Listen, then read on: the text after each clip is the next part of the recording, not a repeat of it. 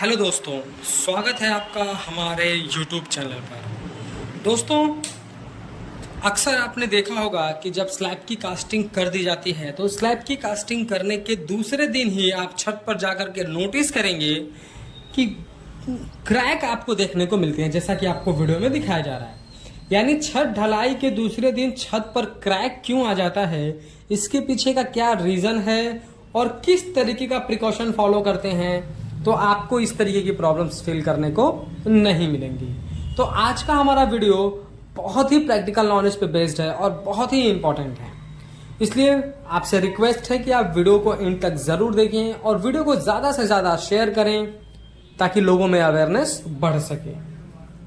जैसा कि आप सब जानते हैं कि स्लैब जो है वो एक बहुत ही इंपॉर्टेंट जो है हमारा एक स्ट्रक्चरल कंपोनेंट है। छत लगवाना इस समय हर एक व्यक्ति के लिए बहुत ही इमोशनल फील भी होता है, क्योंकि हर इंसान चाहता है कि उसका अपना खुद का घर हो और बहुत ही मेहनत और बहुत ही पैसे से एक इंसान अपना घर बनवाता है।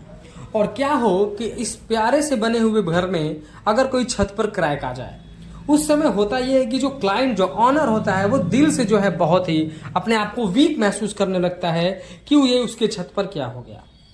और अगर आपने भी इस तरीके की फीलिंग कभी करी है तो ये वीडियो बिल्कुल आपके लिए ही है।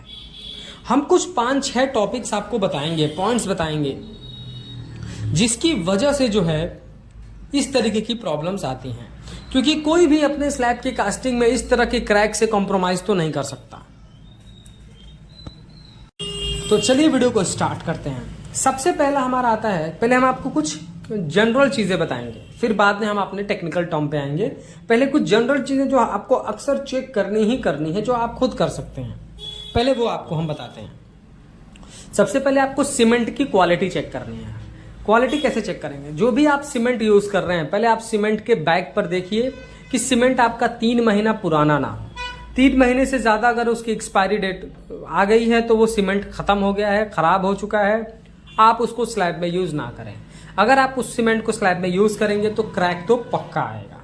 दूसरा, जैसे आपको वीडियो में दिखाया जा रहा है कि सैंड और एग्रीगेट को धोया जा रहा है, पानी से वॉश किया जा रहा है।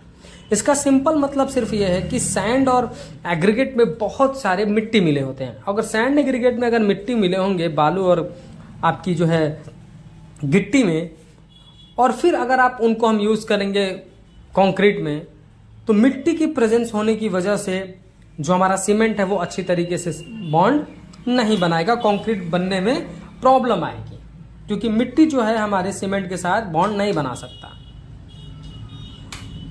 अगला, एग्रीगेट का भी सेम यही रोल है कि अगर मिट्टी होगा हम कंक्रीट बनाएंगे, कंक्रीट में मिट्टी की प्रेजेंस बढ़ेगी, जिसकी वजह से कंक्रीट हमारा कमजोर बनेगा। तो इस वजह से भी हो सकता है कि आपके प्रॉब्लम को आपको फेस करना पड़ सके। कभी कभी क्या होता है कि आप जब भी देखेंगे कि जब शटरिंग करी जाती है तो शटरिंग करते समय 2 शटरिंग प्लेट या शटरिंग प्लाई के बीच में गैप्स रह जाती है। तो अगर वो गैप्स आपके साइड पर है और आपने टेप लगाकर उसको फिल नहीं किया, तो फिर उन्हीं गैप की से आपकी जो सीमेंट की स्लरी है वो बह जाती है, वो नीचे गिर जाती है। और कंक्रीट में सीमेंट की कमी होने की वजह से भी ये क्रैक्स जनरली डेवलप हो जाते हैं। तो इन सारी चीजों को आपको नोट करना है। अब आते हैं टेक्निकल टर्म पे। टेक्निकल टर्म में हमारा सबसे पहला पॉइंट ये है, वाटर सीमेंट रेशियो आपने क्या रखा है। अगर कंक्रीट बनाते समय आपने पानी बहुत ज्यादा रखा है तो भी इस तरीके की क्रैक्स आपको देखने को मिलेगा, और अगर आपने पानी बहुत कम रखा है तो भी आपको वाटर सीमेंट रेशियो अगर आपने गड़बड़ करी है तो वहां भी आपको जो क्रैक देखने को मिलेगा। ज्यादातर ये केस ज्यादा पानी डालने की वजह से हो जाता है। इस तरीके के क्रैक्स पानी ज्यादा डालने से, इस तरीके के क्रैक्स अगर वाटर सीमेंट रेशियो में पानी ज्यादा है तो आ सकते हैं। दूसरा है कि ये जो क्रैक्स होते हैं जनरली इनको हम श्रिंकेज क्रैक या फिर हाइड्रेशन क्रैक बोलते हैं। श्रिंकेज क्रैक्स मतलब ये कि आपने पानी ज्यादा डाला और पानी एब्जॉर्ब हो गया, पानी वहां से निकल गया। पानी एब्जॉर्ब होने के बाद उसकी जो वाइड स्पेस रह जाती है, वहां पर इस तरीके के स्पाइडर क्रैक्स आपको देखने को मिलेंगे, और इस तरीके के क्रैक्स आपको बिल्डिंग में आपको नुकसान नहीं पहुंचाएंगे। अगला आप समझ सकते हैं हमारा सीमेंट है कि हमने सीमेंट कौन सा यूज करा है। अगर हमने cement ordinary Portland cement use करा है जिसकी स्ट्रेंथ गेन करने की जो क्षमता है वो थोड़ी फास्ट है, जिसकी वजह से आपको प्रॉब्लम फेस करने को पड़ सकता है। अगर आपने पीपीसी यूज करा है तो बहुत ही ठीक है, पीपीसी ही आपको ज्यादातर यूज करनी चाहिए क्योंकि इसको स्ट्रेंथ जो है ये धीरे धीरे अचीव करता है, बहुत जल्दी इसमें हाइड्रेशन प्रोसेस नहीं होता है, यानी ये बहुत जल्दी सूखता नहीं है। तो इसमें पानी जो है आप थोड़ा कम भी देते हैं तो काम आपका चल जाता है। लेकिन अगर ओपीसी आपने यूज करा है तो आपको बहुत ज्यादा पानी देना पड़ता है, इसकी क्यूरिंग बहुत अच्छे से करनी होती है।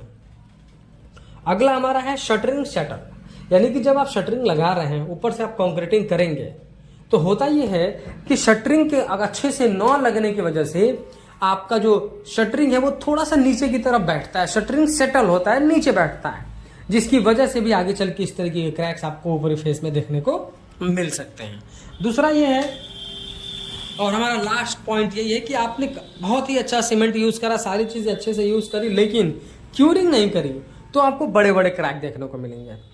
क्यूरिंग आपको जनरली ये बाद में दिखने को मिलते हैं। जो ये मैं आपको क्रैक दिखा रहा हूं ये अभी साइड पर 2 दिन पहले ये साइड जो है स्लैब की कास्टिंग हुई थी इस साइड पर और अभी क्रैक्स देखने को मिल रहे हैं। तो ये क्रैक्स जो है ये श्रिंकेज क्रैक्स आया, इसको आप या फिर हाइड्रेशन क्रैक्स बोल सकते हैं। यानी कि हमारा कॉन्क्रीटिंग हुआ, कॉन्क्रीटिंग करने के 30 मिनट के बाद हमारा जो कॉन्क्रीट है वो स्ट्रेंथ अचीव करना स्टार्ट कर देता है, heat of hydration process start हो जाता है, जिसकी वजह से पानी सूखता है और इस तरीके के क्रैक्स आ जाते हैं। तो ये बहुत छोटे क्रैक्स होते हैं, ये बिल्डिंग को बहुत नुकसान नहीं पहुंचाते हैं। ऐसा नहीं है कि आपका छत गिर जाएगा, हाँ हो सकता है कि यहाँ से पानी की सीलन आ सकती है, तो फिर इसको रिपेयर किया जा सकता है, इसके आपके घर के स्ट्रेंथ पे बहुत ज्यादा असर नहीं पड़ने वाला।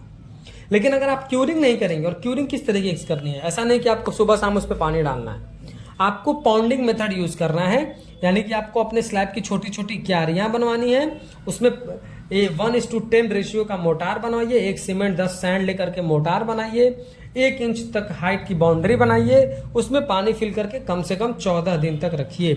इस तरीके से अगर आप क्यूरिंग करेंगे और स्लैब कास्टिंग के अगले दिन ही अगर आपको छोटे छोटे क्रैक्स दिखते भी हैं पर आपने पॉन्डिंग मेथड करके अच्छे से क्यूरिंग कर दी तो ये क्रैक्स मैक्सिमम क्रैक्स ये भर जाते हैं। तो आज का हमारा वीडियो यही था, छत ढलाई के दूसरे दिन छत पर क्रैक क्यों आते हैं, जो भी मैंने पॉसिबिलिटीज थी वो मैंने आपको सारी बातें बताई। वीडियो पसंद आया तो प्लीज वीडियो को लाइक कर दें, और अगर चैनल पर नए हैं कंस्ट्रक्शन से रिलेटेड ऐसे ही इंफॉर्मेटिव वीडियोज इन फ्यूचर देखना चाहते हैं तो प्लीज चैनल को सब्सक्राइब करके बेल नोटिफिकेशन को ऑल पर प्रेस कर दें। Thank you.